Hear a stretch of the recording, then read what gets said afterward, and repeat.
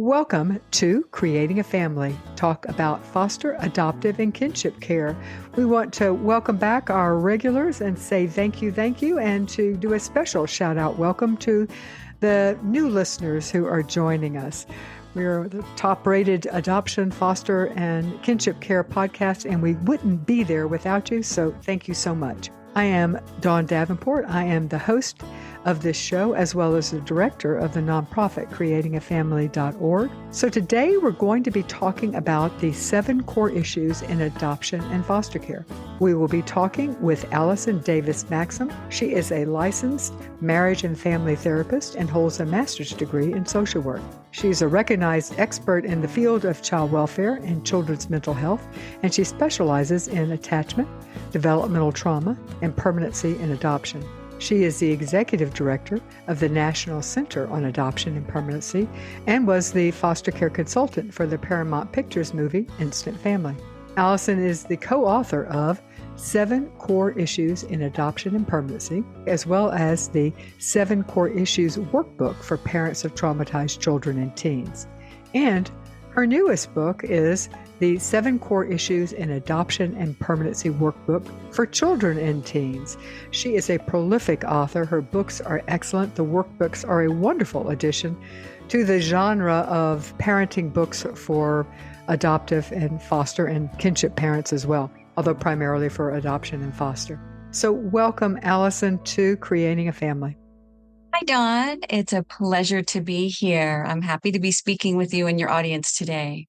All right, so let's just start at the beginning. The 7 core issues in adoption and foster care are loss, rejection, guilt/shame, so guilt and shame, grief, identity, intimacy, mastery, and control. And these 7 core issues impact all adoptees and foster kids to some degree and are crucial for adoptive and foster parents to understand. So we are thankful to have you help us understand those. They also impact all members of the adoption and foster care, what we call triad, which was adoptees or foster child or adult, birth parents, and either adoptive or foster parents. So today we're going to be primarily focusing on how these 7 core issues impact adoptees and those who spent time in foster care and specifically what role parents can play in helping their child process through these issues. So these 7 core issues can manifest themselves differently in kids at different ages and stages. I guess that goes without saying, since almost everything in childhood does that.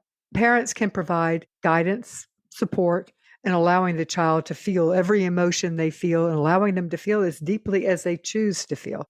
They can also use education, understanding, awareness, and acceptance tool to encourage the child to move forward and to help process some of these issues.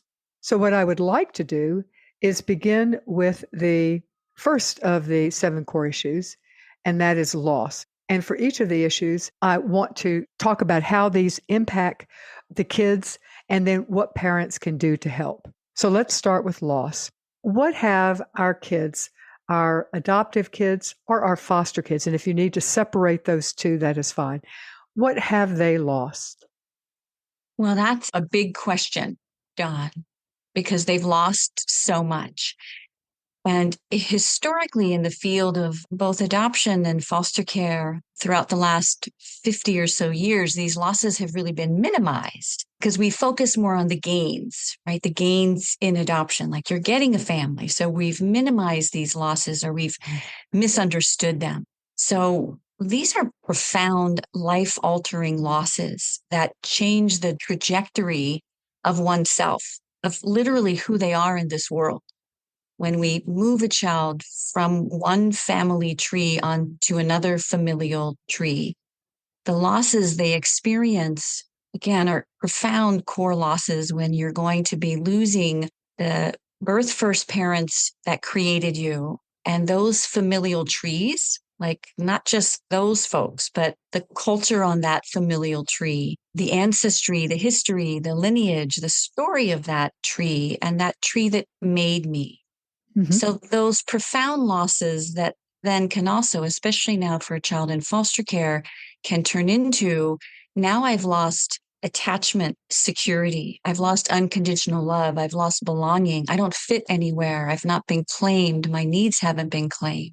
I may have lost unconditional love and rootedness. I lost very big, profound, life altering things. So healing from these things and being able to, through development, which you alluded to, understanding what I've lost, because most or many of these losses have occurred pre-verbally before the young human can understand and narrate their experience. I'm actually glad you brought that up because I think that we hear very often from parents who are adopting very young children, perhaps even at birth. We hear, they're a baby. I mean, my gosh, they were less than 24 hours old. What could they possibly have lost? We hear that a lot. I'm sure you do as well. The loss of who do I look like? The loss of where did I get my love of the piano from, or my musical talents, or my fast running, things such as that. We recognize the losses that kids who have been adopted at an older age or who have experienced abuse or neglect. We understand those losses, I think, perhaps better than we understand the losses for children who come to us at a very young age. Yeah, perfectly said. And it's actually why one of the things we find with parents, especially when they adopt early, is they're not talking enough about the losses. They might be avoiding talking about it or minimizing those losses, one, because they just may not understand how profound and deeply rooted these losses impact the human psyche, body, mind, heart, etc. So talking through different various developmental stages is one why this current book that we're talking about really came out, to give parents tools specifically to frame things and talk about things they might not be talking enough about, because our parents that adopt or foster have to do all the things other parents have to do, homework and school and doctors, about all those things. Making corrections and doing all the parenting things, telling, don't hit your brother, that type of thing. Yes, we do it All all. the Yes. disciplining, all that stuff. And then they have all these other additional tasks at each stage of development.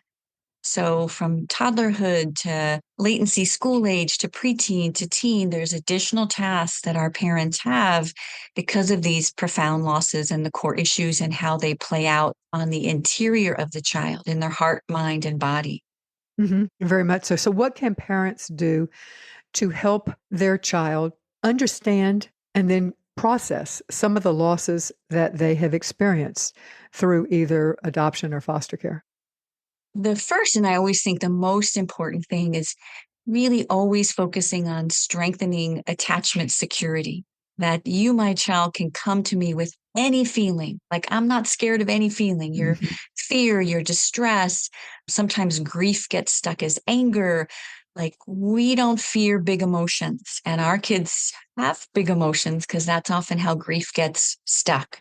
And that we can talk about really complex, difficult things, including trauma and drug addiction and abuse and sexual abuse and really tough things, because that's often what's happened to some of our kids that have come into care or that have been adopted. We have to be able as parents to talk about and contextualize is kind of the other way to think about it, kind of put a frame around understanding more complexities so our children don't interpret their adoption experience or their foster care experience as their fault, because many children do make that assumption that I was a bad kid or there's something wrong with me or I was unlovable in some way. So we have to unpack how that child might be narrating that experience. So we want to give parents additional tools to be able to bring up and talk about things and not avoid the big emotions, like kind of lean into those big emotions. So Mhm. the grief work gets done.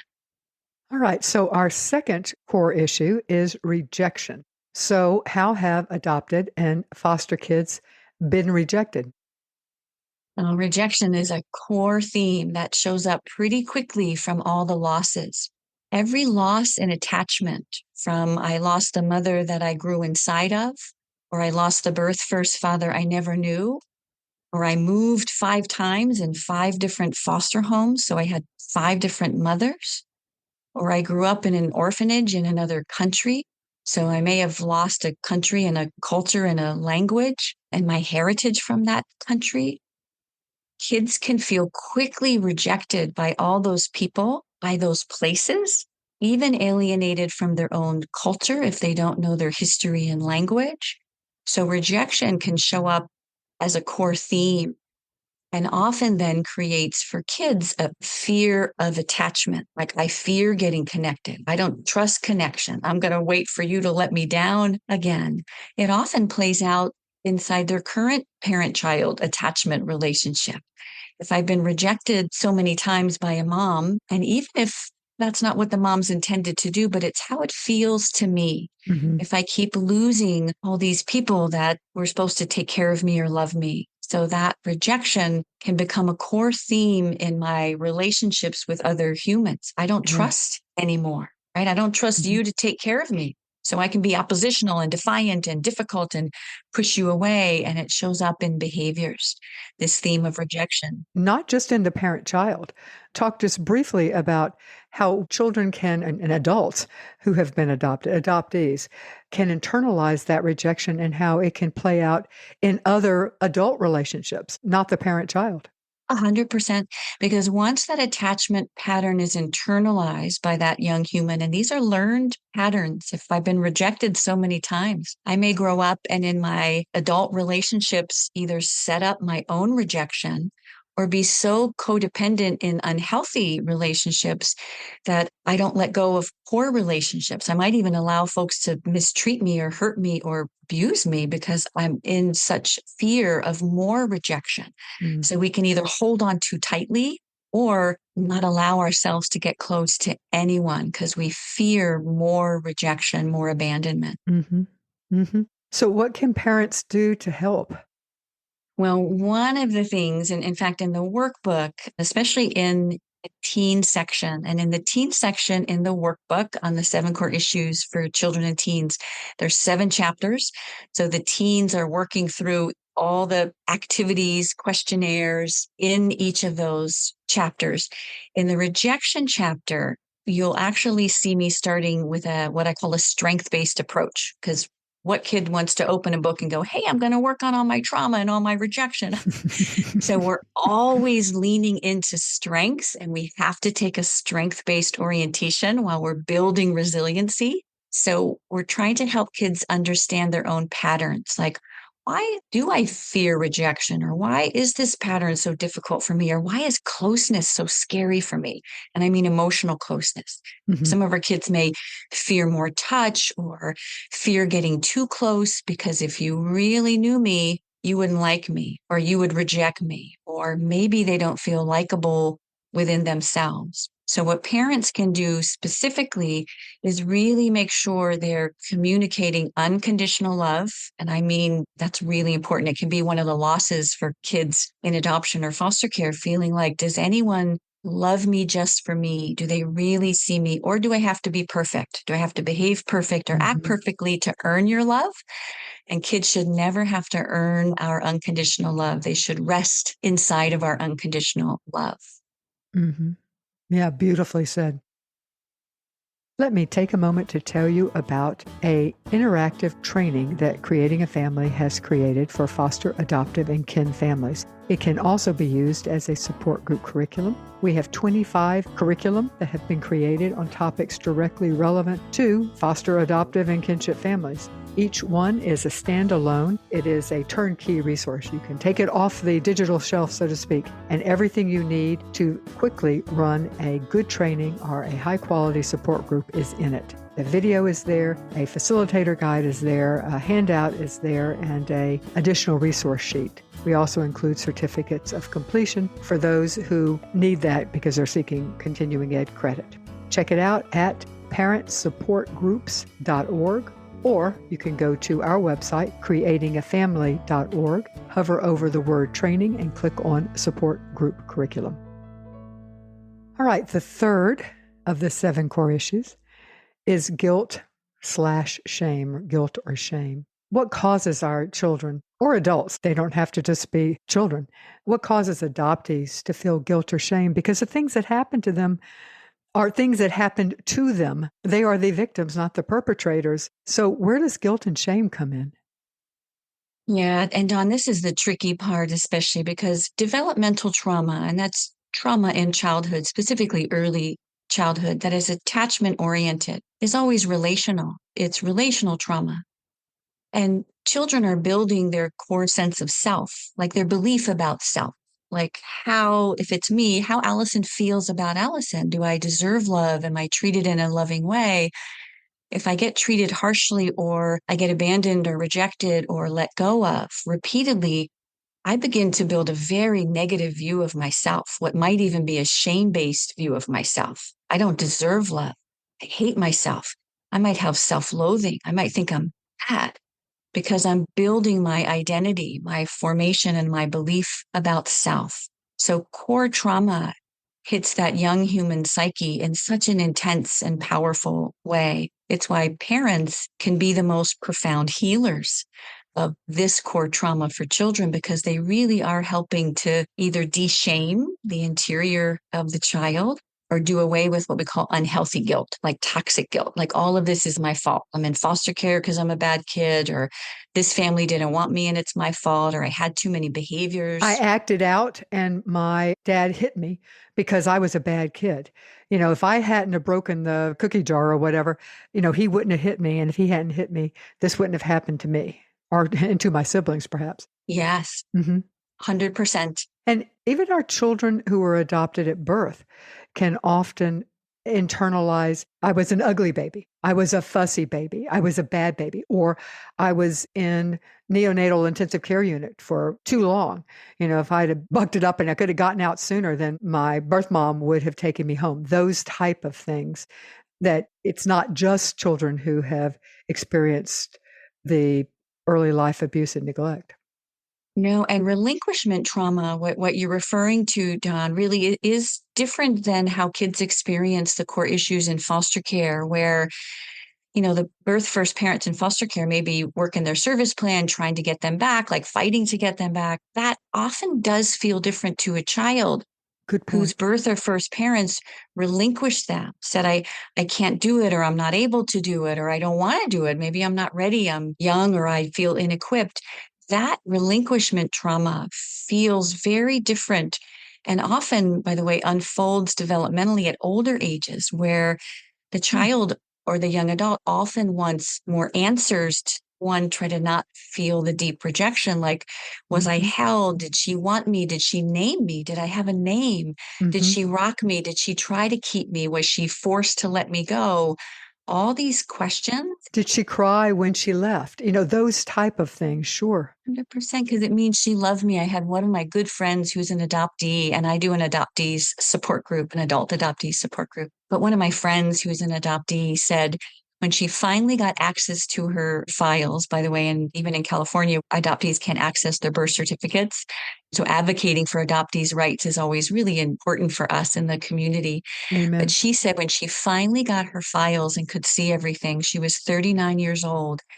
And she said she opened the file and she sobbed because she saw that her mother, her birth first mother, named her, gave her a name. Mhm. And to her, that felt like she loved me. If you love your baby, you name your baby. Like she loved me, she gave me a name. And she didn't find that out until she was 39 years old. Mm. You can see how the lingering effects of these core issues span over a lifetime when kids Mhm. don't have answers to their questions. Yeah. They don't have enough knowledge about the facts and the truth of their story. It's really Mhm. important to have that information. So perhaps overlying all of these 7 core issues, when we ask, "What can parents do?" Try to get as much information and give the child the information. That's a fundamental thing that can help address all of these issues. And if you're adopting at birth, then that means asking as many questions as you can to the birth parents, trying to find out birth grandparents' names and access information if that's something that's acceptable to the expectant parents that you're working with. And if you're adopting from foster care, get as much information. Try to talk with the former foster parents. If not, then extended family members, if you can't talk with birth family. Caseworkers, for heaven's sakes, if that's all, to get answers to as many questions as you could think that the child might have. That's kind of just an overarching thing. But specific to guilt and shame, are there things that parents can do to help our kids not carry the burden of this shame and guilt? Yeah, 100%. I'm going to link it to what you just said, John, because it's so important. It's often why parents may not be talking enough about the facts and the truth, because one, they may not have all the facts. So I always encourage parents to be the gatekeeper of all the information and work to get current, accurate information, get updates. Like, it's so important. And I'm a big proponent of openness, getting as much fact-based information, even from prior placements, prior foster parents, because those caregivers hold truths of your child's history, get pictures, keep all that information.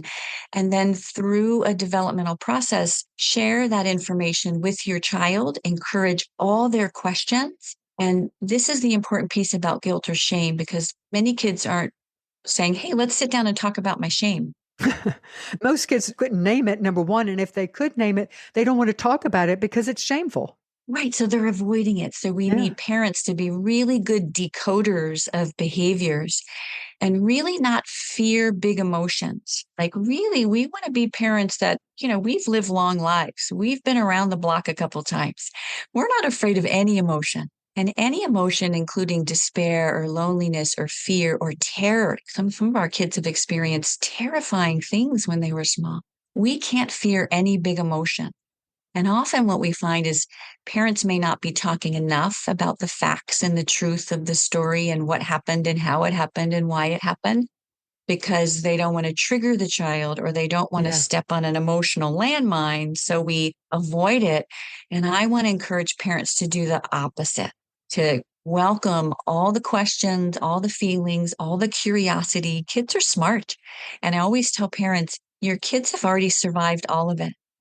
They have deep pain and loss, but they've survived. Their body was there. Their heart was there. Their sensory system was there. You're now just helping them narrate and understand and process all that happened to them. And really empowering parents to lean in a bit more therapeutically. It's actually why I built the workbook in the way that I did. So it's very parent friendly. It is. So parents can kind of read the activities and help with the exercises. And it gives them a way to be, my hope is, a little less fearful around some of these big, scary issues that they're navigating every day with their kids. All right. Moving into the next of the core issues, number 4, grief. What do adoptees grieve?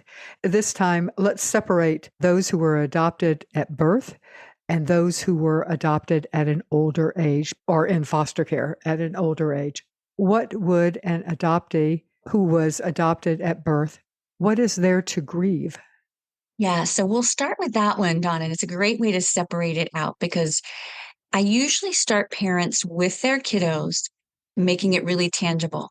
We can't really grieve unless we've identified our losses. So it's really important, for one, to start with, like, well, what are my losses? And every human is different. Every kiddo is going to be different. So I have them start with something tangible. And this is an activity in the workbook. It's called your loss jar. If you're adopted, you're going to create my adoption loss jar and literally get a jar that you can open up and start writing down your losses and putting it in that jar.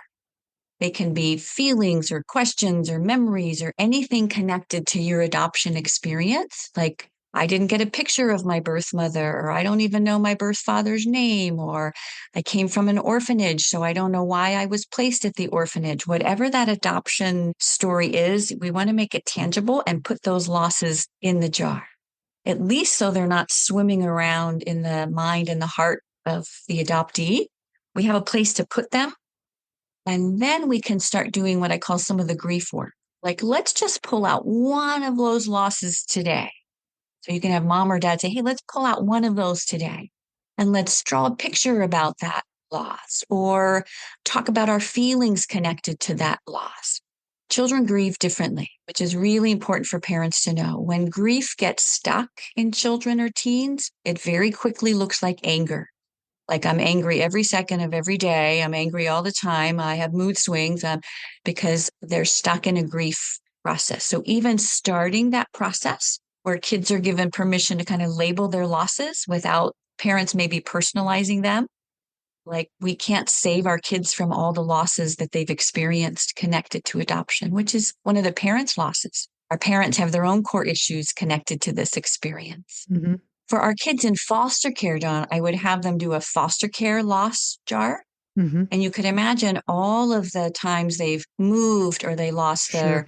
best friend in that house, or I lost my school or my favorite teacher, or I lost the foster mom that I love so much. I don't see her anymore. On top of, I don't see my birth siblings anymore. They were adopted into different families. All those losses. I had one young girl when I first did her loss jar and she was in foster care. She identified 52 losses in the hour I worked with her. And that was Mm-hmm. just kind of the beginning of we have to be able to identify our losses. Or we don't know what we're grieving. And so much, both in adoption and foster care, we don't do the grief work because the losses are ambiguous. These are losses with no Yeah. closure. We don't get any closure on these losses. Like, I Mm-hmm. don't see these people, but it feels like they died to me. Where are Mm-hmm. the gravestones? Where's the funeral? Where's the ceremony? Where do I put my tears, my pain, my sadness? So these are ambiguous losses. It's why this is so important. Plus, people are telling you that you're better off. Right. Yeah. Right. And it doesn't feel that way. Yeah. Yeah. Or may feel that partly, but you still have a loss that you need to grieve, even if you are better off. And it doesn't help any when you're struggling to be told, well, you should be thankful. You should be grateful. Oh, so true. And they carry these losses inside their heart, mind, and body. I always want to have parents kind of visualize this loss jar for our children and see that they take it to school with them. They take it into relationships with them. They take it into their relationship with you. It's Mm-hmm. why this might show up with maybe they have challenges opening up their heart to you or getting close to you because they've had so many losses that make them feel ashamed or rejected or bad about themselves. Mm-hmm. Identifying these losses and working to do the grief work and have parents doing that with them is very healing because kids don't do grief alone. We should be co regulating that grief with them. So that's an important part of the process. Mm-hmm. And obviously, again, working with an adoption trained therapist, it's so helpful for helping kids process all of these issues. So we'll throw that out there as a general what can parents do? Let me pause here to let you know that we are seeking your questions. We now have a podcast called Weekend Wisdom. It drops on Sunday. We take questions that have been submitted from you, our audience, and we answer them in about 5 to 10 minutes. So please send us your questions at info@creatingafamily.org. That's info@creatingafamily.org. Send us your questions. The next of the 7 core issues, this would be number 5, is identity. This is a big one and one we spend a lot of time thinking about. So what are some of the universal identity issues faced by adoptees? And then we'll talk about foster children. Well, for adoptees in particular, adoption disrupts identity formation in pretty significant ways. I want you to imagine if the building of an identity, cohesive identity, is like putting together a complex puzzle with 1,000 pieces. If you're missing a third of your pieces or half of your pieces, it's hard to put that puzzle together and feel whole. If you're missing vital pieces, it's why this search for self and the search for missing pieces, it's often why being able to search for my backstory, my history, my conception story, or what happened to me, or where are my people, Mhm. especially if it was a transracial adoption where I feel very disconnected from my culture, my ethnic, my racial identity, and the people that made me and where I come from, missing more pieces of self. So I can get some of those things met within my family system, but I can't get all those pieces from inside of my current family. So often that search for the missing pieces is a lot of the ongoing work. It's actually pretty tiring when you sit with even adult adoptees, when you listen to them, they're like, I'm exhausted. I'm in search and reunion. Am I going to get rejected again? Do they even want to see me? Would they be proud of me? Like Mhm. all the tremendous insecurities that can be baked in from I'm looking for my pieces, but it's emotionally loaded. And do I feel strong enough or resilient enough? What if I get bad news? What if Mhm. I find out people are gone or dead or they don't want to see me or Yeah. they didn't really want me to begin with? Like it's a Mhm. lot of emotional work. Or they didn't even know I existed. Yes. She never even told anybody I existed. Yes. And for kids in care or teens even that emancipate with no connection, no relational permanency, they often feel they belong nowhere. Like belonging is Mm. so important to identity formation. Like there's a we before there's a me. Like we're born into a family. Like everybody starts being born into a family. There's a we that the family and the family system and the culture of that family helps to build the identity and the self of the child. It's just how us humans work. If I'm missing all of my humans, all of my people, there is no we. I don't feel rootedness. I don't feel belonging. Yeah. I may feel like I don't fit anywhere. Yeah. That's hard to even imagine, to not belong anywhere. And how do you form an identity when you don't belong? Yep. And it is the challenge. I work with a lot of those emancipated youth. And, it's just kind of one of my great passions to help build relational permanency before we emancipate Yes. children from the system because the Yeah. outcomes are so poor for those kids. Yeah. The other identity piece, Don, and I do want to emphasize this, those that are listening, especially social workers potentially, that the label of being a foster child, it's why I don't like the term foster child or foster kid, puts the label first. And to have that label be a part of your identity can be very shaming. It adds more shame because I can feel like I know what that label means out there in the world if I'm this kid. It means you're unwanted or nobody wanted you, or that's just how it feels if I'm that person. So we always want to use a child in care or an Mhm. adult in foster care or a young adult in foster care or a teen in care because we always want to see the human first. In Mhm. identity formation, often our kids have to work to undo that label because they see themselves as, I guess that's what I am. I am a foster kid. That's the only label I may Mhm. have because I might not belong anywhere else. I don't have a family. Mhm. So they absorb this label and they can become this label and see themselves through that label. Mhm. I'm so glad you raised that. And I would expand the label issue even greater. We recently interviewed two, they're young adults now, former foster youth, and one was a parent, and she talked about that label. The other one had been sexually abused, and she talked about that label. Or even our kids who, even something like ADHD.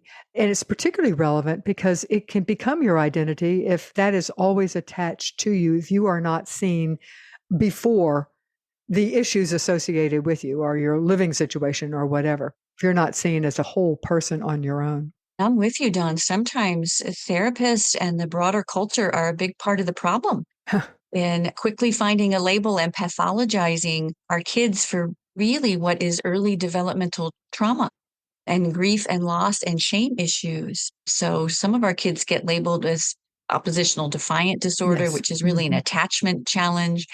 Some of these labels are very pathologizing and not helpful for our kids and our families.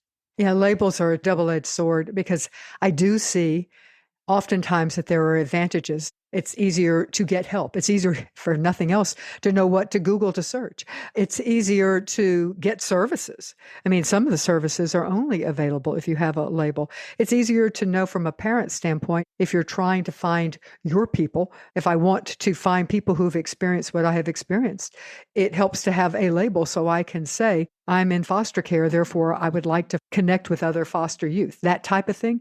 On the other hand, you hit the nail on the head when you said that it can be pathologizing.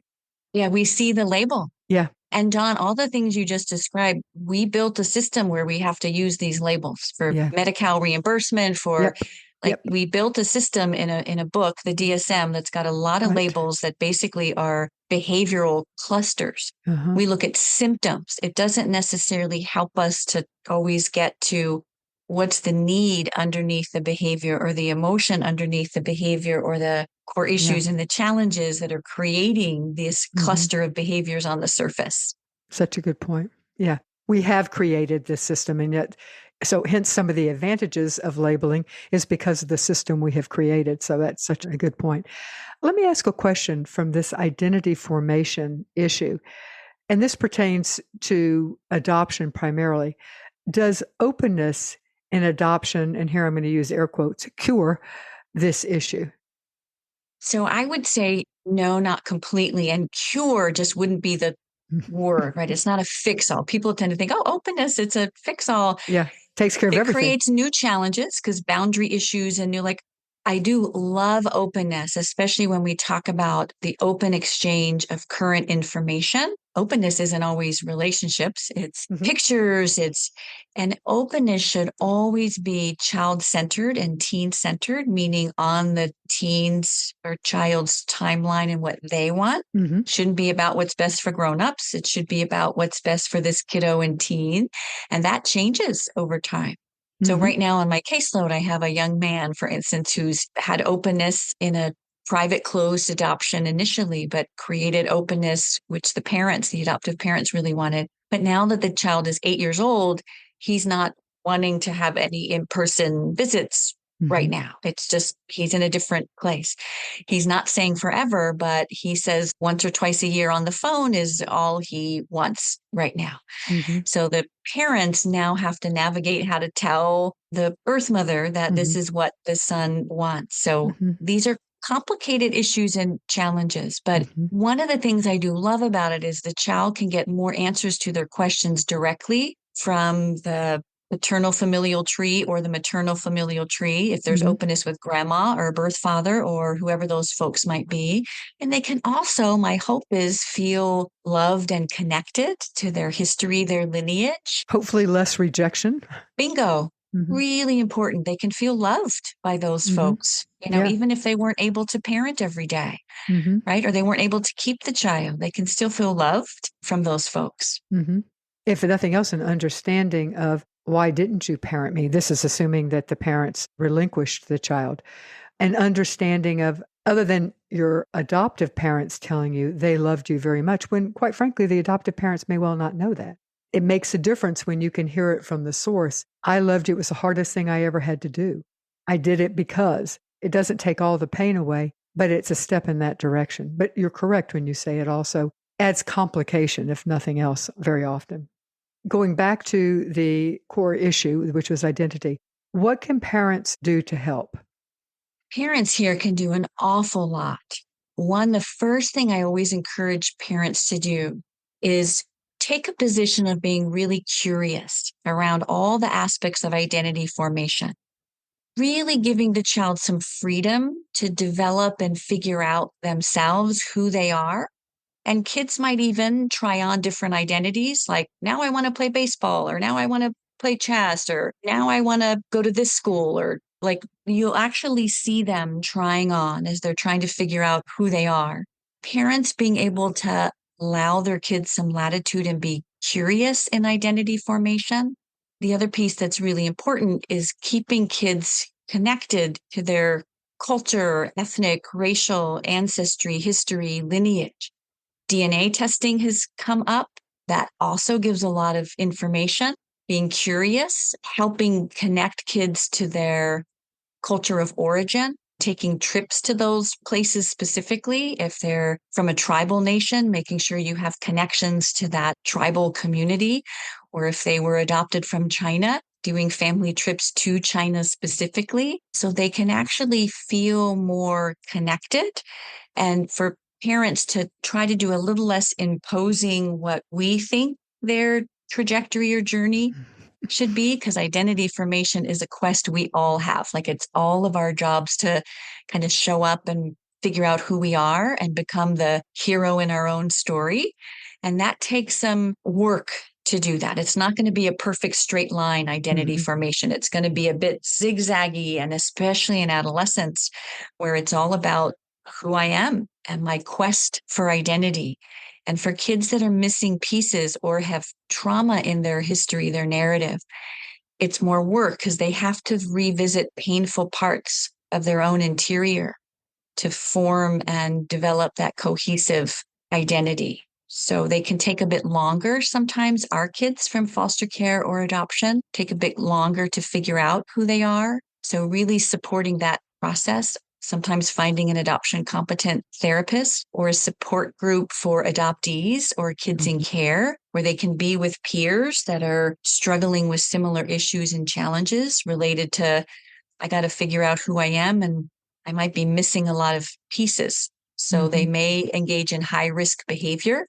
That's not unusual for some of our teens to start doing some even risky things as they're trying to figure out where they fit, where they belong, and who they are. Hmm. And one thing I would add, and I say this as somebody who is involved in educating adoptive parents, don't be threatened by the adoptee wanting to search. Understand that it may well be a necessary piece to trying to resolve their identity issue. And so many adoptees say that they were afraid to tell their parents.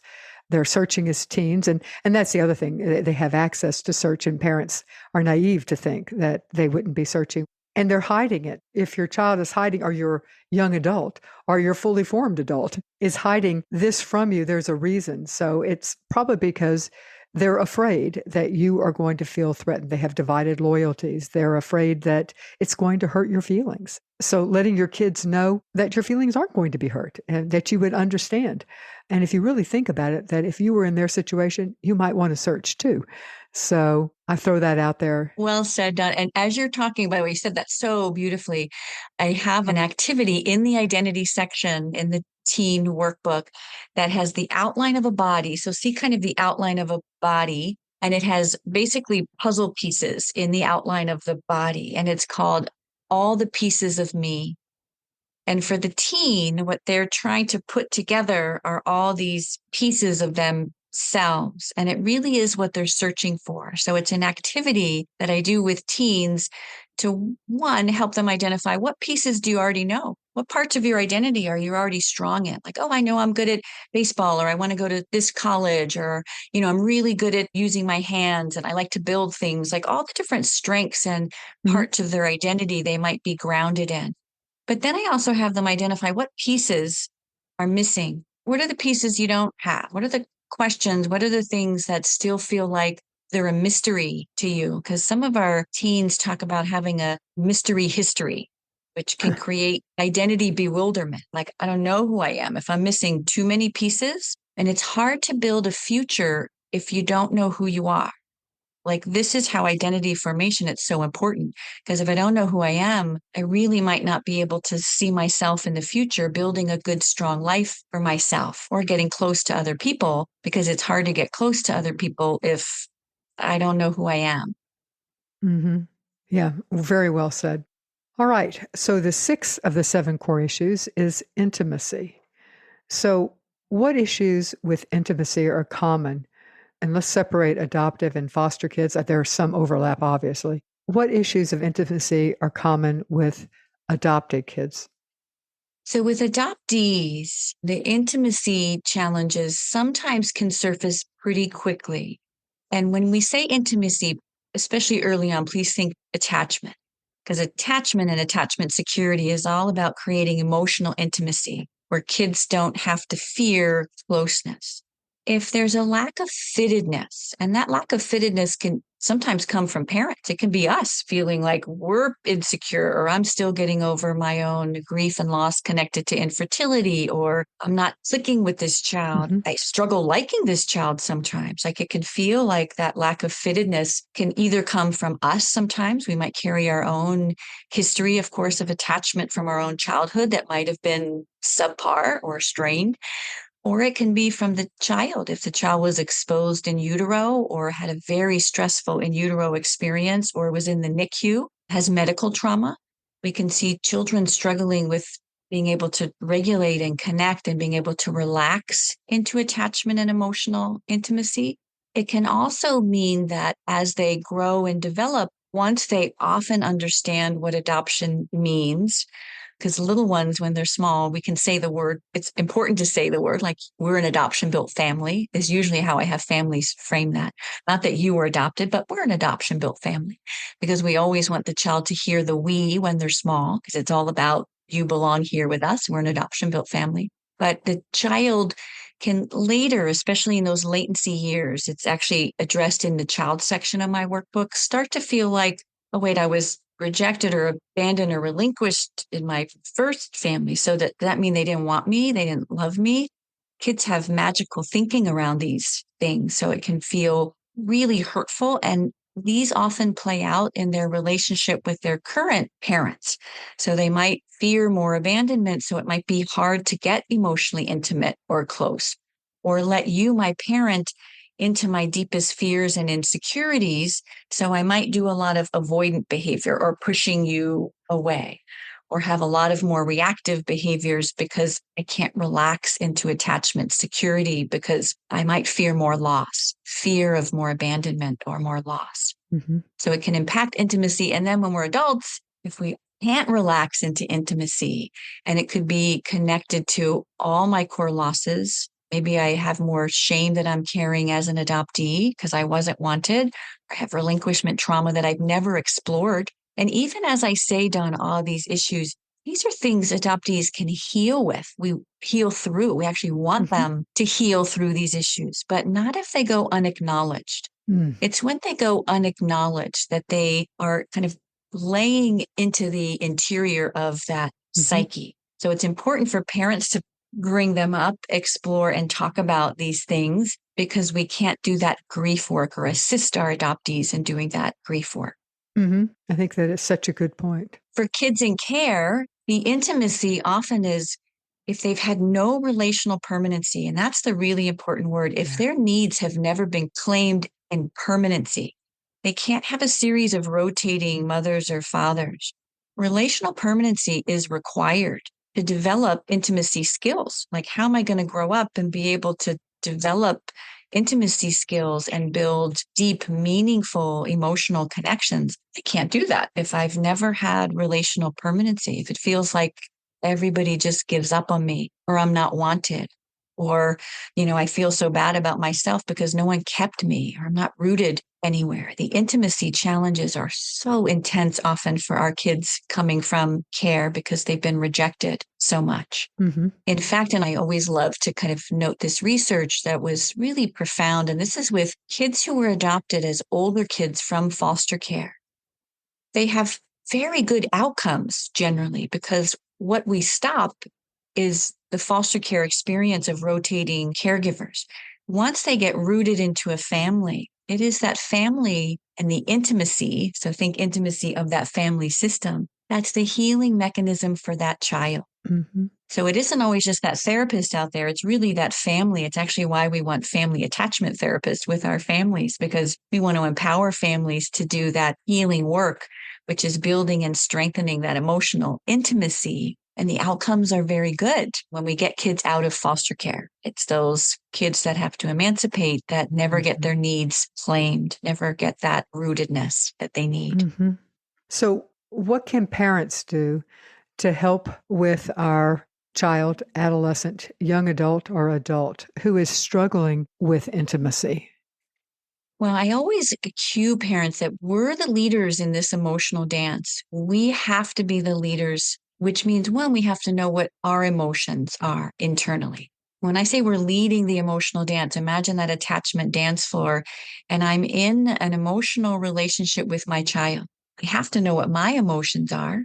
Mm. Because if I'm always triggered by my child, I may be frustrated and angry all the time at my child. Mm-hmm. That doesn't help me build emotional intimacy with my child, because they may be fearing my anger or my rejection because I just might be triggered all the time with my child. So I have to be really in awareness of what I'm feeling on this dance floor. When I say leading the dance, kids are going to have all kinds of big feelings, big behaviors. Think of like the Tasmanian devil that's on the dance floor, like, oh, that's what trauma does. That's easy for me to imagine. I've had one. Yeah, for many of our parents, they can go like, oh, I got that. He's the Tasmanian devil. Yep. But I'm the one that helps regulate, and I'm the one setting the tone as the parent on this attachment dance and emotional intimacy. I'm leading that. So I lead with my emotion. So there's lots of things parents have to do to take really good care of themselves, to make sure that they're not easily triggered into distress themselves, because we can get easily triggered. So we have to be masters of our own regulation, right? So we have to bounce back from our own distress, because that's really what we're modeling for our kids at the end of the day. Yeah. How to attune with their needs, but we have to be regulated internally, emotionally. So good self-care is what I tell every one of our parents. Nurture thyself in every way. There's a lot of tricks in our parent book the blue book for parents on the 7 core issues. It's a book really just built for parents so they're in awareness of their own triggers and develop coping strategies to nurture themselves and lead that dance of emotion with their kiddo. Mm-hmm. Very well said. Let me interrupt yet one more time to tell you about our 12 free courses that you can find on our online learning center. You can access them at bit.ly/JBF support. And the reason it says JBF support is that they are brought to you through the support of the Jockey Being Family Foundation. You can get to them at bit.ly/JBF support. All right, now we are at our last of the 7 core issues, and that's mastery and control. First of all, what do you mean by mastery and control? Yeah, I always have folks think about this issue, John, like it's on a continuum. So in your mind's eye, see a continuum. On one end, see mastery. On the other end, see control. And mastery, it's really framed around being able to master thyself and the core issues within thyself. Think about like developmental mastery for our kids. When we don't get to mastery, either myself as a parent, like in my own parental identity, or feeling really good as the mother of this child, that's a mastery issue within myself. I can't put that on my child. That's my own mastery issue because I have my own parental identity, how it feels to be a mother, how it feels to be a father. On the other end is control. And often when we have a lack of mastery, we're stuck in control. Control meaning I'm going to fight for control, like we're going to be power struggling for control, because control shows up in relationships when there's a lack of mastery, either within myself or when there are attachment impairments. You can see kids can fight for control every second of every day because it's a survival strategy. They're trying to not have any more losses. So they're going to control everything to not feel anything or avoid their own emotions or have more power, because power and control are always linked there. So assisting our kids from going to this need for control in everything they do to getting to that place of mastery, developmental mastery over this experience of adoption or foster care, which has created all these issues. So think of that loss jar. Like, how do I get to mastery when I'm filled with missing pieces of my identity and I have these losses that I don't know how to grieve those losses, like moving towards mastery because we've acknowledged those losses and I'm working to heal from those things gets us away from control and into a sense of mastery. Like I know thyself, right? So, what can parents do to help our kids move from needing to control as much as they can to a feeling of mastery? Yeah, there are some very specific activities in the workbook around this. We have to explore the control dynamics inside of relationships. Got to talk about control and why control is important. Like, wow, I notice you need a lot of control. Like from the morning you wake up, you need a lot of control. Helping parents share the control they don't need, because we don't need to have all the control as parents. We can set up, for instance, if you have a child, you can set up limited choices. Like, did you want to wear the blue shoes or the red shoes today? Did you want bagels or French toast today? Like, always giving 2 limited choices. We're going to share some control that we don't need. So kids aren't always having to fight for more control. And we never give away our control because smart, savvy parents aren't giving away their control because we're the parents. We have to have that control while assisting kids in really understanding the thing they'll never lose. And I always tell parents this is a really important piece to be saying, that they're never going to be losing our love and our acceptance of them. There's an activity in this section of the book. It's called The 10 Things Your Child Needs to Hear from You. And it's connected to the adoption and foster care losses, these core, profound, life-altering losses your child has experienced. And if you're not adopted or you were never in foster care, you don't know how this feels. You could guess or imagine, but you don't know how this feels. So these 10 messages are, by the way, very intentionally written, one from my 30 years of working with kids and teens, specifically from adoption and foster care, that helped me frame these 10 things that we need parents to say from their mouth and heart to their child's heart and mind. Can you give us an example of some of your 10 things? The 10 things sound like this. Number 1, nothing stops my love for you. Number 2, even though I get angry or mad at you sometimes, I always love you. There may be times when I need to take a break and think about what I'm feeling and why I'm upset, hurt, or mad. Number 3, your voice matters. Your feelings matter. I see and hear you. Number 4, you will have lots and lots of deep feelings about your adoption or foster care story and what happened to you. All those big feelings are normal, and I hope you share them with me. Number 5, you are unique, strong, and worthy of love. Number 6, the only person I want you to be is you. My job is to help you explore and find out who you are. Number 7, you will have lots of questions about your birth first family, such as what happened and why it happened. All those questions are okay, and I'm always here to talk and listen. Number 8, it's okay to be sad, mad, hurt, scared, or overwhelmed sometimes about all the things that have happened to you. Finding words to express your feelings can be hard. I'm here to help with all those big feelings. Number 9, you do not have to choose between loving us and your birth first family. I will support your decision to find out more about your birth first family and or your lost connections. Your heart is big and can love everyone. Number 10, being adopted can feel really different sometimes. Lots of people don't understand how it feels and may make jokes or comments or tell you how lucky you are. I want you to know that I'm the lucky one because I get to be your parent. Those are beautiful. Thank you so much for sharing those. And the underlying message, it seems to me, of everything we've been saying is that our children can heal. And we as parents are the most important thing, the most important element in helping our kids heal. So thank you so much, Allison Maxon, for being with us today to talk about the 7 core issues in adoption and foster care. I truly appreciate it. Did you know that this podcast, as well as the resources that we provide at our website, creatingafamily.org, would not happen without our partners? And our partners are agencies that believe in our mission. And our mission is to providing expert-based, trauma-informed trainings, resources, whatever, to foster, adoptive, and kin families.